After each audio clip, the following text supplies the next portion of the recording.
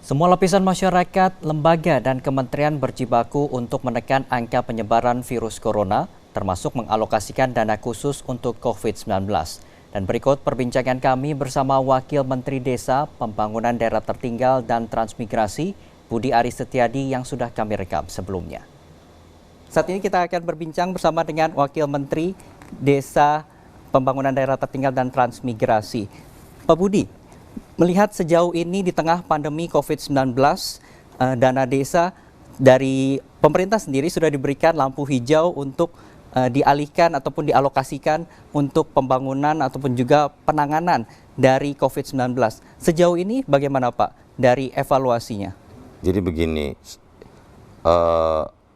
alokasi dana desa yang dipergunakan untuk bantuan langsung tunai dana desa ini adalah arahan dan perintah Bapak Presiden Joko Widodo ketika pandemi COVID-19 ini terjadi, maka seluruh kementerian dan lembaga itu mengambil langkah-langkah tanggung jawab sesuai dengan tugas dan fungsinya. Dan Kementerian Desa ini adalah bagaimana menjaga dan memperkuat jaring pengaman sosial khususnya di pedesaan. Nah, sesuai arahan perintah dan perintah Pak Presiden adalah melakukan realokasi dan refocusing untuk segera mengalihkan bantuan langsung tunai dana desa itu untuk bagi warga yang membutuhkan di desa-desa. Dan sampai per 7 September kemarin atau per hari 2 hari yang lalu itu, hari Senin, per 7 September dana desa yang sudah disalurkan itu mencakup 74.888 desa di seluruh Indonesia. Dan jumlah yang sudah dialokasikan itu mencapai 46 triliun dengan jumlah keluarga penerima manfaat hampir 9 jutaan. 9 juta. Sejauh ini Pak dari Kementerian Desa PDTT sendiri melihat alokasi dana desa untuk pembangunan penanganan COVID-19 ini seluruhnya nantinya diserahkan ke desa untuk fokus untuk COVID-19 atau sebenarnya ada pembagian untuk ada proporsinya, ada hitung-hitungannya. Jadi untuk dana desa yang kurang dari 1 miliar itu sekitar minimal 25%, ada yang 30% dari dana desanya. Yang pasti kan begini, dana desa ini akan uangnya warga masyarakat desa.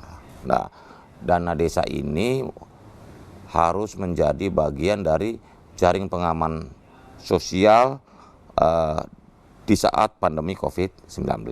Karena kan skemanya jaring pengaman sosial ada banyak. Ada bantuan sosial, ada PKH, dan di dalam Kementerian Desa juga dalam bentuk skema namanya bantuan langsung tunai dana desa. Jadi memang lapisan atau berbagai program-program pemerintah yang menyentuh langsung ke masyarakat ini juga digerakkan oleh salah satunya oleh dana desa gitu. Sejauh ini realisasinya gimana Pak? Apakah tadi sudah sebutkan bahwa sudah terserap semua ini dana bahwa yang tersebar sudah mencakup hampir 99% dari jumlah desa yang ada. Tadi kan sudah disebutkan angkanya sekitar 73.888 desa, yang artinya sudah mencakup 99% dari jumlah total desa di Indonesia, ada 74.953 desa di Indonesia. Gitu loh.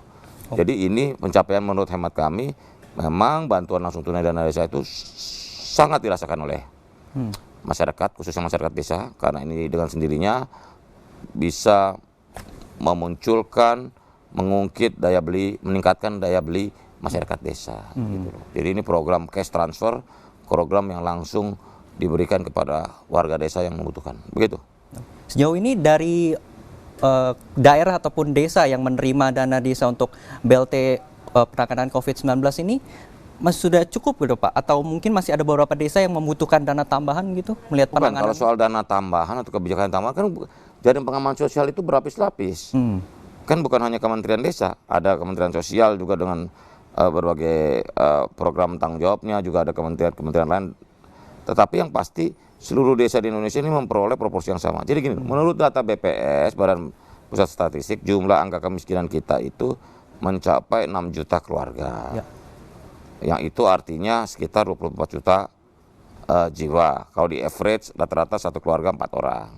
Tetapi dengan cover yang dilakukan oleh pemerintah ini bisa sampai 4 kali lipat, bahkan 8 kali lipat dari jumlah yang harus diberikan. Yang pasti kan Pak Presiden sangat memikirkan kepentingan nasib rakyat banyak, gitu loh. Sehingga semua arah program jaring pengaman sosial ini, memperkuat jaring pengaman sosial ini memang ditujukan buat masyarakat yang betul-betul sangat membutuhkan, gitu loh. Kita juga sadar betul, paham betul bahwa akibat pandemi COVID-19 ini muncullah orang miskin baru, dan juga PHK yang meningkat. Nah itu juga harus didukung,